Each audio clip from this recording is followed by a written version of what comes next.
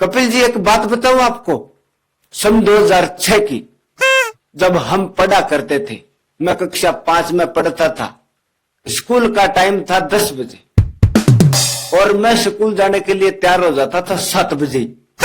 मेरी माँ बहुत डांटती थी, लेकिन फिर भी वो आदत पड़ गई थी। मेरे को ऐसा लगता था यार कहीं मोड़ा नहीं हो जाए अपने को।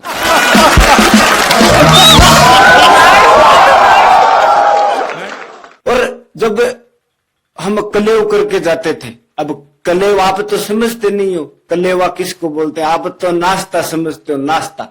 लेकिन हम है ना कलेवा, आज भी गांव में कलेवा ही कहते हैं हम।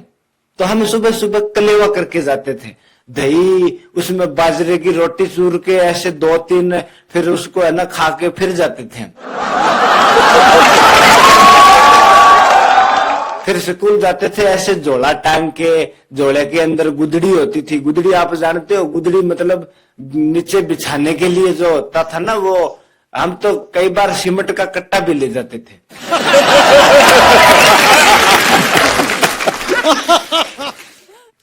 तो पहले के टाइम में ऐसा ही होता था, हमारे पास है ना ऐसा टूटा फूटा बैग वगैरह नहीं थी, बस झोला ही था खाली।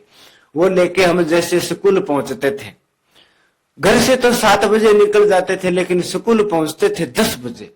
यानी बीच की 3 घंटा का जो सफर है वो हम ऐसे गांव की गलियों में ही है ना हमारा तय होता था।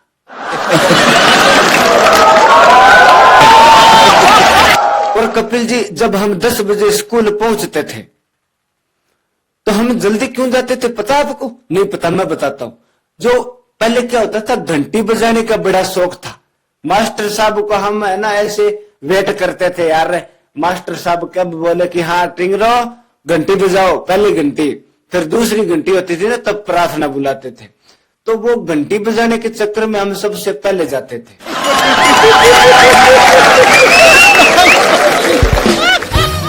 और जिसके हाथ में घंटी आ जाती थी वो उस दिन का बादशाह होता था स्कूल का। और फिर घंटी लग जाती थी, फिर प्रार्थना जब होती थी ना, प्रार्थना जब वो टाइम था, बुधवार के दिन हमारे नाखून चेक होते थे। तो अगर भूली चुकी में कभी अगर नाखून नहीं कटे होते थे तो फिर हम है ना ऐसे दांतों से खा खा के उसको एकदम साफ कर लेते थे, ताकि मास्टर ऐसे न दुख नहीं डाल दे।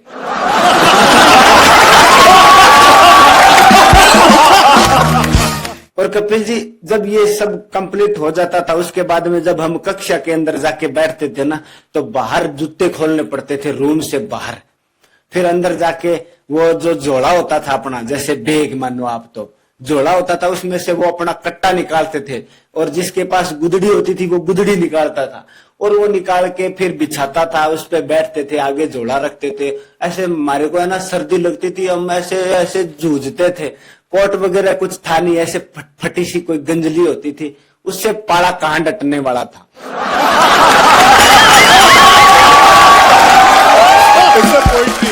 और एक चीज और होती थी कपिल जी, जो आज होती है नहीं होती मेरे को नहीं पता, लेकिन उस टाइम खूब होती थी। हमारे मास्टर साहब को है ना हुक्का पीने की आदत थी।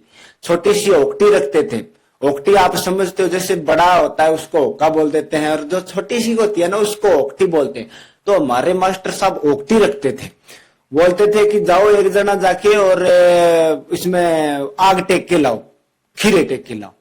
तो हम पीछे जाते थे, तो हम आग टेक के लाते थे ना, तो मास्टर के पास जब तक हम पहुंचते थे उससे पहले तो हम कम से कम उसको सिलगा के ही देते थे। हम पहले खूब धाप के पीते थे, फिर उसके बाद में मास्टर को पकड़ाते थे, लो मास्टर साहब।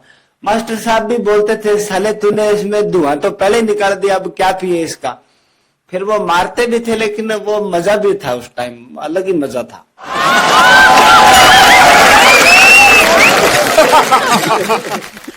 और कपिल जी उस टाइम एक बात ऐसी थी जिसमें हमको बहुत मजा आता था, और वो बात ये थी, जब हमारी आधी छुट्टी होती थी ना, आधी छुट्टी के अंदर हमारे को ऐसा लगता था कि यार फटाफट घर पहुंचे, क्योंकि हमारी माँ क्या करती थी, बाटकी में नीचे रोटी लगा के ऊपर चीनी डाल के उसमें घी डाल के फिर पिंजरे के नीचे मेल देती थी। पिंजरा समझते हो? पिंजरा जो होता है ना घर में, पिंजरे के नीचे हमारी चीनी रोटी हमको मिलती थी। बड़ा मजा आता था। वैसे पहले से ही वेट हो जाता था कि यार जाके चीनी खाएंगे, मतलब चीनी रोटी का मजा ही अलग था उस टाइम।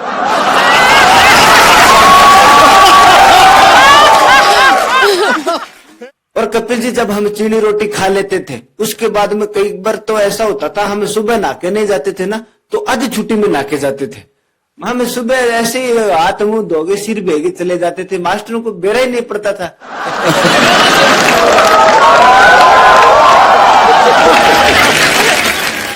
और उस टाइम कपिल जी हम अड़बादी बहुत होते थे, क्योंकि जैसे ही हमारी सारी छुट्टी होती थी ना, पहले तो आधी छुट्टी होती थी, फिर सारी छुट्टी होती थी लास्ट में 4 बजे।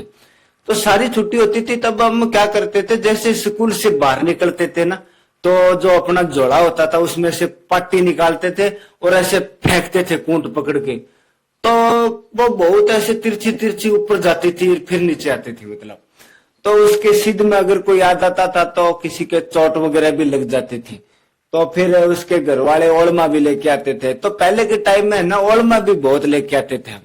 हम ऐसे ऐसे वैसे नहीं थे, मतलब ओलमाधारी आदमी थे हम।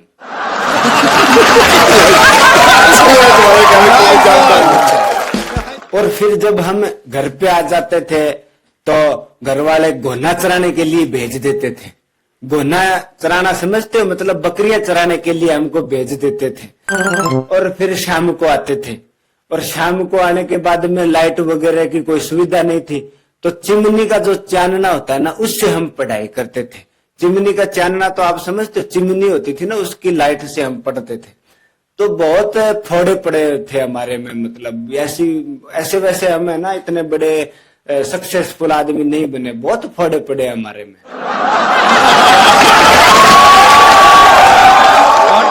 कपिल जी आज के बच्चों की अगर बात करें तो इतनी फैसिलिटीज आ गई है ना, समझ में नहीं आ रहा। मेरे सारे तो दिमाग में नहीं है, लेकिन जितनी मेरे को पता है उतनी बताता हूं आपको। इन राजू कुमारों को सुबह 3-4 घंटे तो तैयार करने में लग जाते हैं, फिर इनके लिए गर्मा गर्म नाश्ता, और एकदम मेन गेट पे इनकी बस आती है, और फिर ये राजकुमार स्कूल पहुंचते हैं। और आजकल पता है ये है ना, क्लास के अंदर जूते वगैरह बाहर नहीं खोलते, क्लास के अंदर ही जूते टेबलों पे बैठे रहते हैं। और इनकी 3-3, 4-4 दिन तक लगातार ड्रेस धोने की जरूरत नहीं है। और घंटी बजाने के लिए स्कूलों में स्पेशल चपड़ासी, बढ़िया शानदार डिजाइनिंगदार एकदम first class bag, first class table, और स्कूल से आने के बाद पढ़ाई शुरू। इनको गोना नहीं चराना पड़ता, पहले गोने चराने पड़ते थे। ये नहीं है कि छुट्टी होगी बेटा बकरी लेके चला जा, नहीं, पढ़ाई करो। बढ़िया अलग ही रूम होता है इनका, बढ़िया लाइटिंग लगी है रूम के अंदर। इतनी फैसिलिटी आज के स्टूडेंट के पास आ गई है। लेकिन कपिल जी पहले इतनी सुविधा नहीं होती थी, फिर भी नौकरी आसानी से मिल जाती थी। इतनी आसानी से भी नहीं मिलती थी, लेकिन फिर भी मिल जाती थी। लेकिन आज इतना टेक्नोलॉजी, क्या बताऊं आपको, इतनी सुविधा मिल रही है, फिर भी नौकरी के लिए इतना ज्यादा परिश्रम, इतना ज्यादा परिश्रम, फिर भी नौकरी नहीं है। कंपनियों में स्टूडेंट को काम नहीं मिलेगा, क्योंकि सब काम मशीनों से होने लग जाएगा। आखिर ये स्टूडेंट जाएंगे कहां? सोचने वाली बात है। मैं सच बता रहा हूं कपिल जी, एक चीज और है, अगर 20 सालों में इतना परिवर्तन आया है, आगे अगर बात करें 20 साल बाद की, कि आने वाले 20 साल बाद में क्या होगा, तो मेरे हिसाब से मैं जो बात बता रहा हूं, हो सकता है वो गलत भी हो, लेकिन मैं बता रहा हूं पढ़ाई के हिसाब से। मेरे को ऐसे लग रहा है आने वाले 20 साल बाद में बच्चों की पढ़ाई उसके घर पर ही होगी। क्योंकि अब जो ये बच्चे पढ़ रहे हैं, आज के टाइम जो बच्चे पढ़ रहे हैं, इतना कॉन्फिडेंस है बच्चों में, सबको नौकरियां मिलने वाली है नहीं, कंपनियों में जॉब नहीं मिलेगी, क्योंकि सब काम आजकल मशीनों से होने लग गया। सरकारी नौकरी इनको मिलेगी नहीं, खेती करना इसको आता नहीं है, पढ़ाई में एक्सपर्ट है, तो सब अपने आप को मास्टर समझेंगे। और इतने मास्टर हो जाएंगे अपने इस पवित्र भारत देश में कि घर घर जाके भी अगर पढ़ाएं तो स्टूडेंट ही कम पढ़ेंगे, मास्टर फिर भी बच जाएंगे। और इनकी फीस होगी 150-200 रुपए। ये नहीं है कि ये कोई लाखों में कमाएंगे। इतने मास्टर होंगे, कंपटीशन इतना ज्यादा होगा, 150-200 रुपए में मास्टर ऐसे।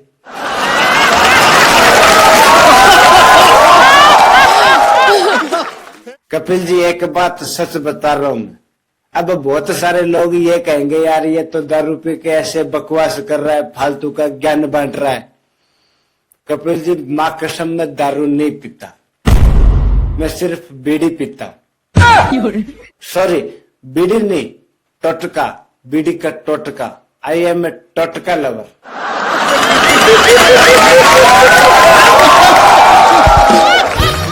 मैं फालतू की बात नहीं करता हूँ, जो बात बताई है वो एकदम सत्य है। मानो नहीं मानो वो आपकी मर्जी है। बाकी मेरी तरफ से सबको जय Hind. Subscribe to our channel, click the show links and enjoy watching the videos.